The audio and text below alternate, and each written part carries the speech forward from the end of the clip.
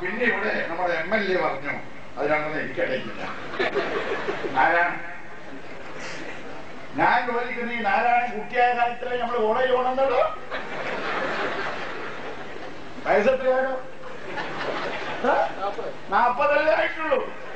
57 college വന്ന എനിക്ക് 40-50 എത്ര വയസ്സുണ്ട്? എനിക്കിതിനെ പറ്റി വലിയ വിവരമുണ്ട്. 40 വയസ്സേ ആയിട്ടുള്ളൂ. 57 EMS വന്നപ്പോഴല്ലേ ആദ്യത്തെ കോളേജ് വന്നത്, ആർട്സ് കോളേജ്. അപ്പൊ താൻ എവിടെയായിരുന്നത്? അമ്മേന്റെ മടി. പിന്നെ രണ്ടാമത് ഞാൻ വന്നപ്പോഴല്ലേ മഞ്ചേശ്വരത്തെ കോളേജ് വന്നു, രണ്ടാമത്തെ കോളേജായിരുന്നു. മൂന്നാമത് ഞാൻ വന്നപ്പോഴല്ലേ എളേരി കോളേജായിരുന്നു. എത്രയാണോ?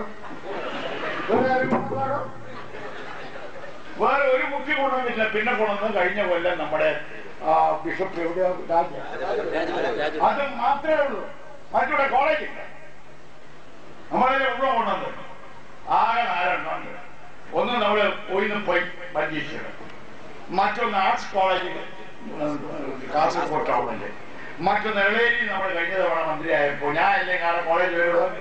ആ കാറ്റിൽ ആ കുന്നിന്റെ മുകളിൽ ആരും കോളേജ് കൊണ്ടിരുന്നു. എനിക്ക് അറിയുന്നതുകൊണ്ടല്ലേ കൊണ്ടതിനെ. എടാ ഇതൊക്കെ പഠിക്കണം.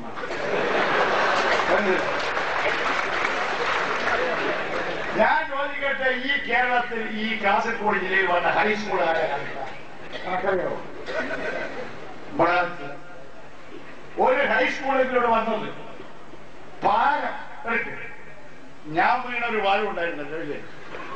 അത് എന്റെ കാലത്ത് തുടങ്ങാന്ന് പറഞ്ഞ അവസാനം അത് ഉദ്ഘാടനം ചെയ്യാൻ മാത്രം ബാക്കി വെച്ച് പൂർത്തിയാക്കിയിട്ടല്ലേ TKMC പിരിഞ്ഞ് നമ്മൾ രാജ്യത്ത് പിരിഞ്ഞ് കുന്നുംകൈ പാലം. ഞാൻ വീണ പാലല്ലേ?